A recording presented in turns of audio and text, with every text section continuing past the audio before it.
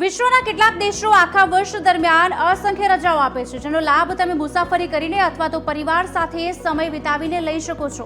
આ એવા દેશો છે જે કાર્યજીવન સંતુલનના મહત્વમાં માને છે. તેથી અહીં જાહેર રજાઓની સંખ્યા ઘણી વધારે છે, જ્યારે ઘણા દેશોમાં લોકો રજાઓના અભાવ સાથે સંઘર્ષ કરતા હોય છે. વર્લ્ડ રિવ્યુઅરના અહેવાલ અનુસાર વિશ્વમાં ઘણા દેશો એવા છે કે જે સૌથી વધુ સત્તાવાર રજાઓ આપે છે. જાહેર રજાઓની સંખ્યા દેશ પ્રમાણે બદલાય છે, જે તેમની સંસ્કૃતિ, ઇતિહાસ અને ધાર્મિક વિવિધતાને પ્રતિબિંબિત કરે છે. આજે આ જ વિષય પર વધુ જાણવાની કોશિશ કરીશું કે કયા દેશોમાં સૌથી વધુ જાહેર રજા હોય છે અને ભારતની પરિસ્થિતિ શું છે. પહેલો દેશ છે ભારત. ભારત આ યાદીમાં ટોચ પર છે. આખા વર્ષ દરમિયાન 42 સત્તાવાર રજાઓ હોય છે. આમાં 3 રાષ્ટ્રીય રજાઓ સામેલ છે: પ્રજાસત્તાક દિવસ, સ્વતંત્રતા દિવસ અને ગાંધી જયંતિ. દિવાળી, ઈદ અને નાતાલ જેવા મુખ્ય ધાર્મિક તહેવારો પણ સામેલ છે.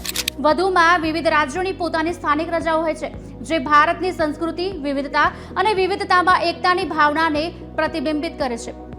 બીજું છે નેપાળ. આ યાદીમાં નેપાળ બીજા ક્રમે છે, જ્યાં વર્ષમાં કુલ 35 જાહેર રજાઓ હોય છે. કેલેન્ડર વિજયાદશમી અને તિહાર એટલે કે દિવાળી જેવા ધાર્મિક તહેવારોથી ભરેલું છે.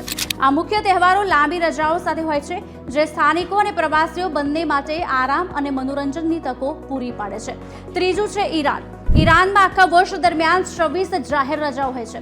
અહીં રજાઓ ઇસ્લામિક કેલેન્ડર પર આધારિત હોય છે, જેમ કે નવરોઝ, ઈરાનીનું નવું વર્ષ, અને ધાર્મિક દિવસો. ચંદ્ર અથવા સૌર હિજરી કેલેન્ડર અનુસાર ઘણી તારીખો બદલાતી હોવાથી ગ્રેગોરિયન કેલેન્ડર અનુસાર દર વર્ષે આ રજાઓ અલગ અલગ હોય છે.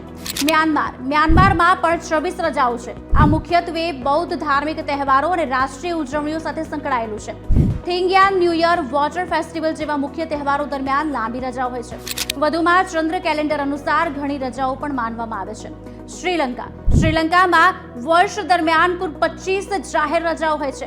ધાર્મિક અને નાગરિક રજાઓનું સંતુલન હોય છે, જેમાં દિવાળી, ઈદ અને નાતાલ જેવા તહેવારોનો સમાવેશ થાય છે. આ રજાઓ કર્મચારીઓને આખા વર્ષ દરમિયાન ઘણા ટૂંકા વિરામ લેવાની અને પરિવાર સાથે સમય પસાર કરવાની અથવા મુસાફરી કરવાની મંજૂરી આપે છે.